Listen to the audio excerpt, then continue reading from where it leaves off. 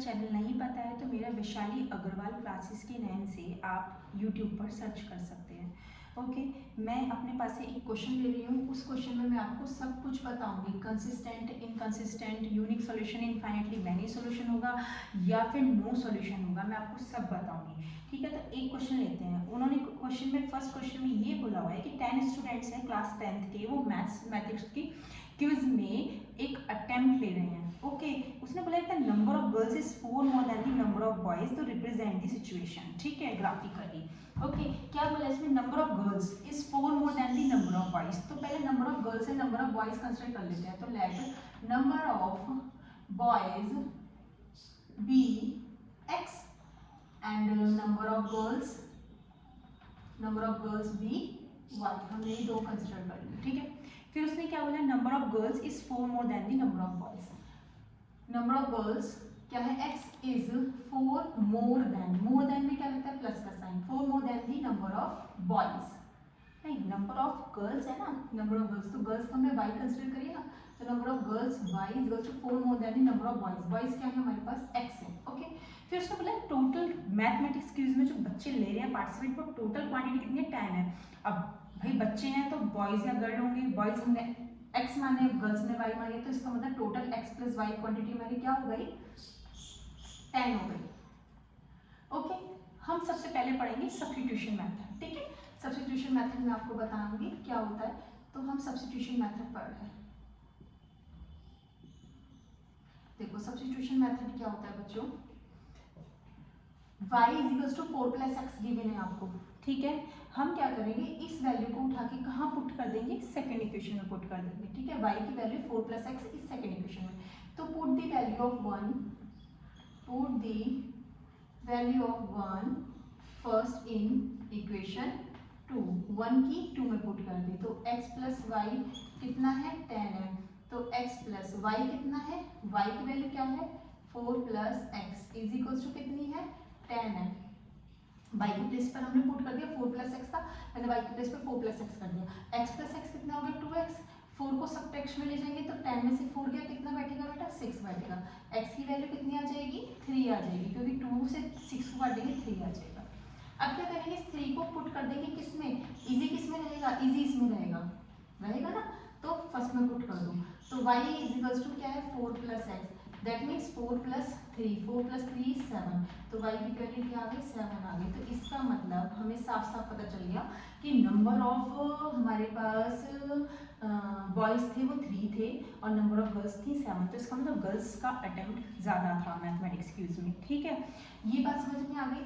अच्छा, ये हमने नॉर्मल एक सोल्यूशन निकाल लिया। अब मैंने इससे पहले आपको a1/a2, b1/b2, c1/c2 बताया था कि जिससे हम ये पता लगा सके कि इंटरसेक्टिंग लाइंस हैं, ये कौन सा सॉल्यूशन बन रहा है। ठीक है, नो सॉल्यूशन है या यूनिक सॉल्यूशन है या फिर क्या है, इनफाइनाइटली मैनी सॉल्यूशंस हैं। ठीक है, तो हम देखते हैं। तो फिर एक काम करते हैं, पहले इस इक्वेशन को अरेंज कर लेते हैं। इस इक्वेशन को अरेंज करेंगे तो कैसे बनेगा, x minus y is equals, x minus y है ना इसको, और प्लस 4 इज इक्वल्स टू 0, और मैं देखूंगी x plus y is equals to क्या है, 10, तो इसको भी लेफ्ट में ले लेते हैं। ठीक है, तो ये जाएगा माइनस 10 इज इक्वल्स टू 0 हो जाएगा। बात समझ में आ रही है। ठीक है, चलिए अगर मैं a1 क्या होता है, इक्वेशन क्या होती है हमारी, इक्वेशन होती है a1x plus b1y plus c1 is equals to 0। तो x के साथ जो कोफिशिएंट होता है वो a1 होता है, y के साथ जो कोफिशिएंट होता है b1 होता है, और ये c1 होता है। तो हम क्या करेंगे, कंपेयर में करूंगी तो मेरा a1 जो मिलेगा वो मुझे क्या मिलेगा, 1, b1 जो मुझे मिलेगा वो क्या मिलेगा, माइनस का। देखो y के आगे माइनस का साइन है, माइनस साइन इग्नोर नहीं करना है, अगर आप इग्नोर करोगे तो आपका गलत हो जाएगा।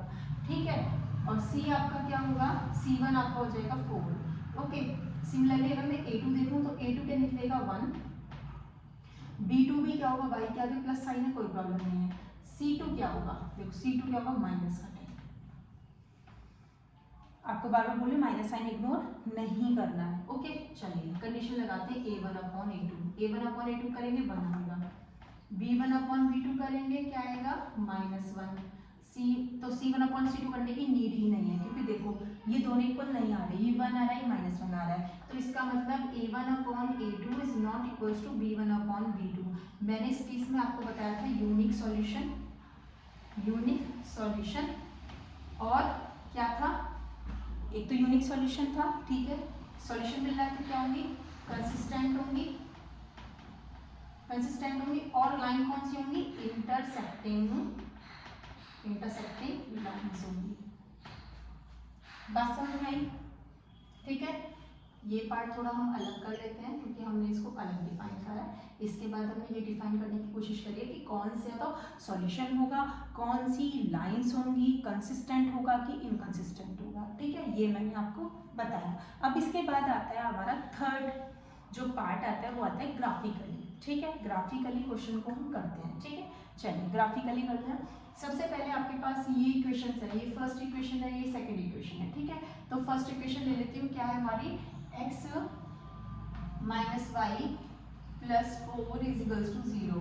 तो एक बॉक्स बना लेते हैं, ठीक है, एक बॉक्स बना लेते हैं x का और y का।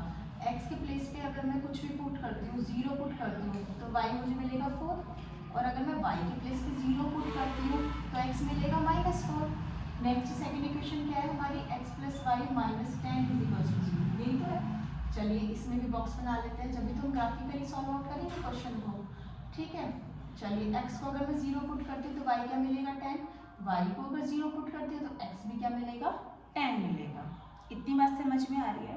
अब हम ग्राफ बनाएंगे इसका, तो ग्राफ कैसे बनाएंगे, देखो y भी हमें 10 तक मिल रहा है, तो एक काम करते हैं 2 2 का गैप ले लेते हैं, 2 4 6 8 10, 2 4 6 8 10, ओके, ऐसे ले लेते हैं, ठीक है, 2 4, तो 2 4 6 8 और 10, ये भी हो गया 2 4 6 8 और 10, ये -2 -4, ओके।